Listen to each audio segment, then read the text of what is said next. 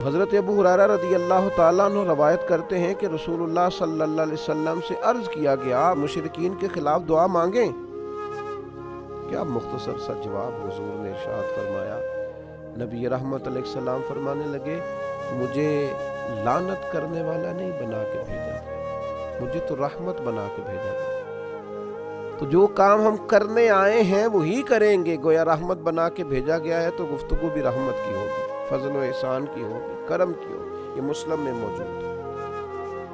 پھر انسانی زندگی کا ایک پہلو تو یہ ہوا کہ انسان اپنے مخالفین کے بارے میں بھی لعنت ملامت کا رویہ اختیار نہ کرے، اور ایک دوسرا پہلو ہوتا ہے انسانی زندگی میں کہ انسان جلد باز ہوتا ہے، تنگ پڑتا ہے بعض اوقات بڑی جلدی۔ اس کے لیے ہمارے ہاں پنجابی میں ایک لفظ بولا جاتا ہے، شاید وہ اس مفہوم کو زیادہ واضح کرے کہ جناب سوڑے پہ گئے تجھے، بڑی جلدی آپ کسی چیز سے تنگ آ گئے، اکتاہٹ بڑی جلدی فیل کرنے لگے، چڑچڑا پن آ گئے، چھوٹی چھوٹی باتوں سے ناراض ہونے لگے۔ یہ چیز انسانی رویے کو بڑا گھٹن والا سا کر دیتی ہے، اور اگر پورے گھر کے اندر ایک شخص بھی ایسا ہو نا جس کی طبیعت اس طرح کی ہو کہ وہ سوڑا بڑی جلدی ہو جاتا ہے اور تنگ بڑی جلدی ہوتا ہے اور اس کی طبیعت کے اندر گھٹن بڑی جلدی پیدا ہوتی ہے، تو وہ سارے ماحول کو متاثر کرتا ہے۔ اب دیکھیے نبی پاک علیہ السلام کی زندگی سے ہمیں کس طرح فیض لینا ہے۔ حضرت انس بن مالک رضی اللہ تعالیٰ عنہ ارشاد فرماتے ہیں میں نے 10 سال رسول پاک کی خدمت کی ہے، یہ ترمذی میں موجود ہے۔ 1 2 3 4 دن نہیں، 10 سال مسلسل میں حضور کی خدمت میں رہا ہوں، نبی کریم نے کبھی مجھے اف تک نہیں کہا۔ فرماتے ہیں کبھی نہیں کہا یہ کیوں ہوا، یہ کیوں ہوا۔ ظاہر ہے انسان ہے، تبھی تقاضے ساتھ ہیں، بعض اوقات کام میں اوپر نیچے بھی ہو جاتا ہے۔ حضرت انس خود اپنے ایسے واقعات بھی بتاتے ہیں کہ محبوب نے کہیں کام کو بھیجا لیکن میں بچوں کے ساتھ کھیلنے لگا۔ ایسے مواقع پر بھی کبھی حضور کی طبیعت کے اندر معاذ اللہ کوئی تنگی نہیں دیکھی۔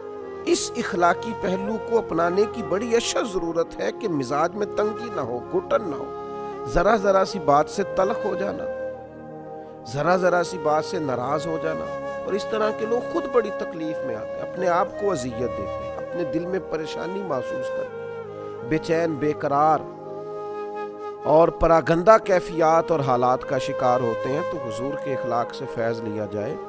حضرت انس بن مالک کہتے ہیں کبھی اف نہیں کہا، گویا سایہ ہی ملا، کرم ہی ملا، عطا ہی ہوئی۔ تیسری بات نبی پاک علیہ الصلوۃ والسلام کے اخلاق میں ہمیں ملتی ہے، یہ بخاری شریف میں حضرت ابو ہریرہ رضی اللہ تعالیٰ عنہ سے حدیث مروی ہے۔ حضرت ابو ہریرہ رضی اللہ تعالیٰ عنہ روایت فرماتے ہیں کہ رسول اللہ صلی اللہ تعالیٰ علیہ وسلم نے کبھی کسی کھانے کی مذمت نہیں کی، کبھی کسی کھانے کی برائی نہیں کی۔ اگر آپ صلی اللہ تعالیٰ علیہ وسلم کو کوئی کھانا، کوئی چیز پسند ہوتی تو کھا لیتے ورنہ چھوڑ دیتے، لیکن یہ میری من پسند چیز نہیں آئی، یہ نہیں بنایا گیا، یہ نہیں کیا گیا۔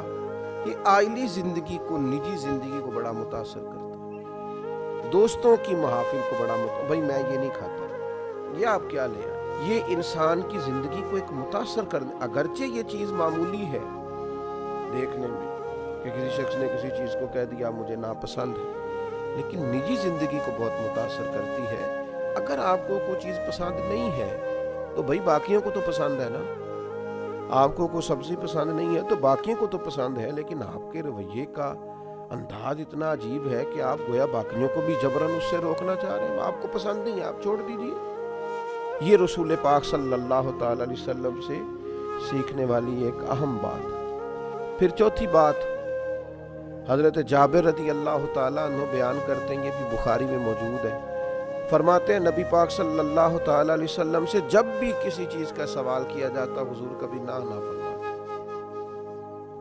رویے کی سخاوت، کرم کی برکھا، دینے کا انداز، ایسا کوئی محبوب کہیں ہوگا نہ کہیں ہے۔ بیٹھا ہے چٹائی پہ مگر عرش نشیں ہے، اور ملتا نہیں کونین کو کیا کیا تیرے در سے، ایک لفظ نہیں ہے جو تیرے لب پہ نہیں ہے۔ حضور نے کبھی نہ نہیں فرمایا، ہمیشہ عطا کرتے، اور اپنی امت کو بھی سبق دیا اس بات کا حضور فرماتے ہیں بندہ دل کا غنی ہوتا ہے، اس کے مزاج میں وسعت ہونی چاہیے، تباً اسے سخاوت کرنی چاہیے۔ بڑی جلدی بڑی چیزوں کے بارے میں انکار کر دینا اور کسی بخیلی کا شکار ہونا یہ مومن کی شان نہیں ہے۔ پانچویں بات، بڑی اہم، بڑی بنیادی، بڑی ضروری بات، جو لوگ کہتے ہیں جی میں تو اپنے اوپر کنٹرول ہی نہیں کر پاتا، میں بڑا سخت ہوں، بعض لوگوں کے بارے میں پھر میں نے کوشش کی لیکن میں کر نہیں پایا، وہ ذرا غور کریں۔ یہ بھی مسلم شریف میں سیدہ طیبہ طاہرہ حضرت عائشہ صدیقہ رضی اللہ تعالیٰ عنہ کی روایت موجود ہے۔ ارشاد فرماتی ہیں نبی پاک علیہ الصلوۃ والسلام نے اللہ تعالیٰ کی راہ میں جہاد کے سوا کبھی کسی کو اپنے ہاتھ سے نہیں مارا، یہاں تک کہ ارشاد فرماتی ہیں نہ کبھی کسی عورت پر ہاتھ اٹھایا، نہ کبھی کسی خادم کو مارا، کبھی نہیں مارا نبی پاک نے جہاد کے علاوہ کسی۔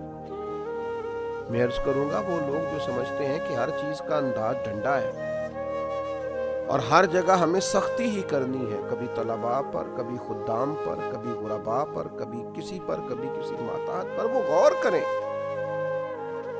یہ روایت جو مسلم شریف میں موجود ہے سیدہ عائشہ صدیقہ رضی اللہ تعالی عنہ کی، یہ ایک بہت بڑا ہمارے سامنے اخلاقی رویہ حضور علیہ السلام کی بارگاہ سے خیرات لے کر رکھتی ہے کہ ہمیں غور کرنا چاہیے اپنے رویے پر۔ کبھی کسی کو نہیں مارا نبی پاک علیہ السلام، کبھی کسی عورت پر ہاتھ نہیں اٹھایا۔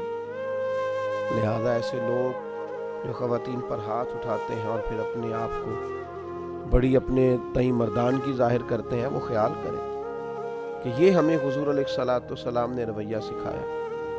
پھر چھٹی بات، حضرت عائشہ صدیقہ رضی اللہ تعالیٰ عنہا ارشاد فرماتی ہیں کہ نبی پاک صلی اللہ تعالیٰ علیہ وآلہ وسلم کو اگر دو باتوں میں اختیار دیا جاتا تھا تو حضور آسان بات کو اختیار فرماتے تھے،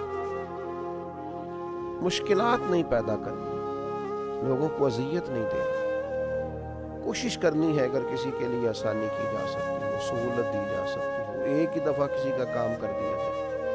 اگر آپ کے اختیار میں ہے تو کسی کی مشکل میں جلد اس کے لیے گنجائش پیدا کی جائے، بلا وجہ لوگوں کو تکلیف میں نہ ڈالا جائے۔ اور پھر ساتویں بات، اسی حدیث کا اگلا حصہ حضرت عائشہ صدیقہ رضی اللہ تعالیٰ عنہ فرماتی ہیں نبی پاک علیہ السلام نے اپنی ذات کے لیے کبھی کسی سے انتقام نہیں لیا۔